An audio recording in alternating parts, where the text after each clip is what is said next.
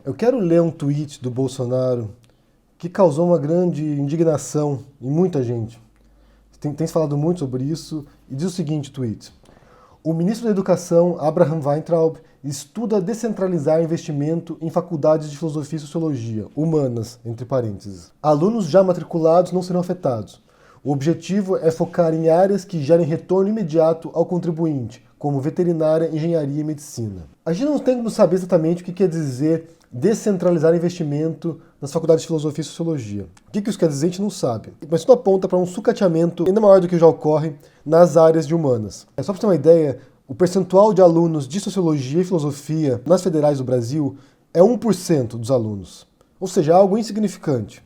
Atacar a filosofia e sociologia em termos numéricos, em termos estatísticos, é ridículo, porque já é uma área que é diminuta, que é insignificante em comparação ao todo dos alunos universitários. Aqui fica claro, primeiro, uma retórica tecnicista, que é o legado dos militares, que é o legado da ditadura militar no Brasil. Eu quero ler para vocês aqui um trechinho das diretrizes curriculares do governo do estado do Paraná, falando sobre o que houve na ditadura militar. Porque em 64, o que houve foi uma mudança curricular que transformou a filosofia em matéria optativa nas escolas. Eles não tiraram do currículo inicialmente, mas botaram como optativa. Quem quiser fazer, faz.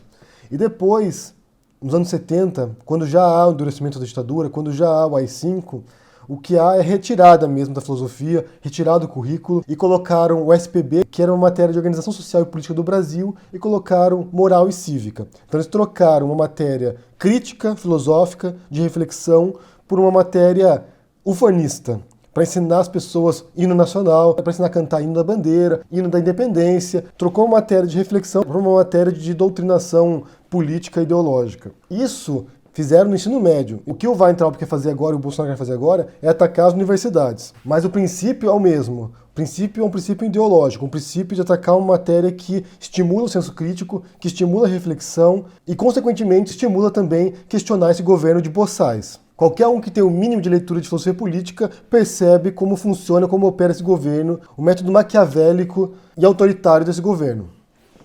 É fácil perceber isso. Então, nessas diretrizes curriculares é o seguinte: a reforma deu ênfase aos conhecimentos técnico-científicos e manifestou desinteresse pelas humanidades, considerando pouco significativas para o chamado milagre brasileiro. Então, por um lado, é uma visão técnica do ensino, formar técnicos, formar engenheiros, formar cientistas, formar pesquisadores da área técnica ou biológica, como veterinária ou medicina, e sabotar o ensino de humanas. E cortar o ensino reflexivo de compreensão da sociedade. Em outro artigo que eu vou deixar linkado na descrição também, você tem uma frase do doutor em filosofia, Olinto Pegoraro, que diz o seguinte: sem dúvida, a filosofia foi retirada por razões ideológicas e estratégicas, inspiradas na segurança nacional. A disciplina era considerada perigosa, pois poderia desviar a juventude do pensamento oficial. Historicamente, tradicionalmente, é o que a filosofia faz. É estimular o pensamento crítico. É estimular a subversão, às vezes. Por que eu devo aceitar isso? Por que eu devo aceitar passivamente, cegamente, o que o presidente diz? Por quê? E se não houver justificativas para isso, então tem que buscar outra alternativa, buscar outras vias, buscar outras teorias, outros pensamentos. Atacar a filosofia e a sociologia são ataques estratégicos ao pensamento crítico.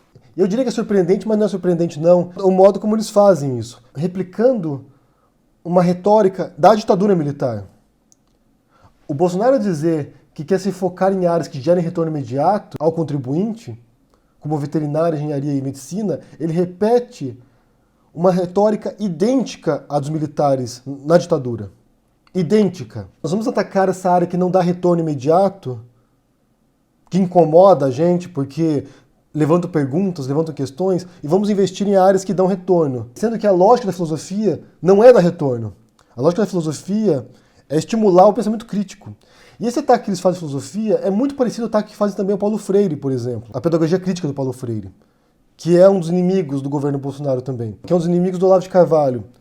Por quê? Porque é uma pedagogia que estimula o senso crítico, a não pensar como boiada, a não aceitar cegamente o que vem no grupo do WhatsApp da sua família, a fazer perguntas.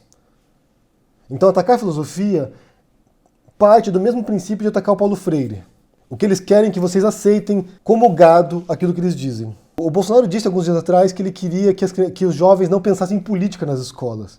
É óbvio isso. Porque quem pensa, quem questiona, quem critica, não vai aceitar as besteiras que saem da boca do Bolsonaro. Se você para pensar 2 segundos, Você não tem razão nenhuma para ouvir o Bolsonaro e aceitar aquilo que ele diz. As idiotices que ele diz. Se você conhece a filosofia de fato, se você estuda a filosofia de fato, se você lê os filósofos, você não tem razão nenhuma para aceitar aquilo que o Olavo de Carvalho diz. Porque ele não é um filósofo. É um charlatão, é um engodo. O que eles querem é justamente isso. É que você não olhe para o outro lado. E isso já foi dito literalmente, textualmente, pelos influenciadores bolsonaristas. O Nando Moura e o Bernardo Kister, por exemplo. Não leiam os jornais, não leiam a Folha de São Paulo, não leiam o Estadão, não leiam o Globo. Porque eles não querem que vocês olhem para o lado. Eles querem pôr a viseira em vocês que vocês não olhem para o lado. Que vocês não leiam a filosofia. Que vocês não estudem o pensamento crítico. Que vocês não questionem. Que vocês não leiam jornais. E se você tiver acesso a pensamento contraditório, será sempre através deles. A visão que você tem de Marx não é porque você leu Marx, não é porque você realmente foi lá e leu as milhares de páginas que o Marx escreveu. Não, é porque você ouviu o Olavo de Carvalho atacando, xingando, insultando o Marx, então você sabe que o Marx é um filho da puta comunista. Eles não querem que você tenha acesso ao material, eles querem que você tenha acesso apenas àquilo que eles dizem, a narrativa oficial, a história oficial que eles estão escrevendo. Proibir a filosofia é um dos primeiros passos de governos autoritários. É um dos primeiros passos de governos repressivos. Porque não basta reprimir os corpos das pessoas. Não basta que a polícia vá lá, ou o exército vá lá e mate as pessoas, e desça o cacete no pobre. Não basta isso. Eles precisam também reprimir o pensamento das pessoas, a cultura. Como fizeram agora com a propaganda do Banco do Brasil, que eu falei ontem. Não basta reprimir os corpos, tem que reprimir também a mente das pessoas. Você não pode ter acesso a uma cultura que propõe diversidade, por exemplo. A uma propaganda que proponha diversidade, que mostre um gay, que mostre um negro, que mostre alguém diferente. Você não pode ter acesso a isso. Você não pode ter acesso a um pensador que proponha um pensamento diferente, que propõe um modelo de sociedade diferente. Você não pode ter acesso a isso. Você só pode ter acesso àquilo que eles disserem que você pode ter acesso. Para que você quer estudar filosofia? Para quê? Vá ser médico, vá ser engenheiro. É muito mais útil para a sociedade. É o que eles querem que você faça.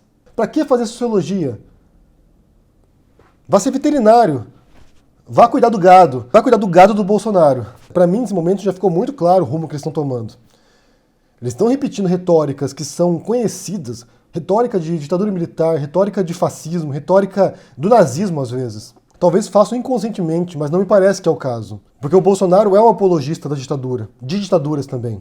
Da ditadura militar, da ditadura chilena do Pinochet, da ditadura paraguaia do Stroessner. Ou seja, ele sabe exatamente o que ele está fazendo e onde ele quer chegar. E atacar a filosofia e a sociologia é um dos primeiros passos de regimes autoritários. Reprimir o pensamento. Porque o pensamento, gente, é muito perigoso. É muito perigoso para governantes, é muito perigoso para pessoas autoritárias, é muito perigoso para falsos moralistas também. Que a pessoa pare e pergunte por quê? Por que eu tenho que aceitar o que você está dizendo para mim? Cara, isso é muito perigoso. E eles vão atacar duas áreas que já são fragilizadas, que já são sucateadas, que já não têm muito apoio, que já não têm muita bolsa de pesquisa. Ou seja, eles vão destruir aquilo que já está destruído, que é o pensamento crítico. Só que agora resolveram fazer de cima para baixo. Em vez de atacar no ensino médio, que já estão atacando também, né? Mas em vez de atacar no ensino médio, vamos atacar na universidade, vamos acabar já direto na universidade, porque assim a gente já derruba essa cadeia do começo para o fim. O que eles querem é que seus filhos sejam obedientes, disciplinados, que não pensem. Esse é o Brasil que eles vão criar agora.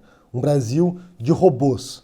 Os robôs do Bolsonaro. Não serão apenas robôs digitais, não. Serão robôs físicos. Pessoas que não pensam fora da caixinha que o Bolsonaro quer criar para eles.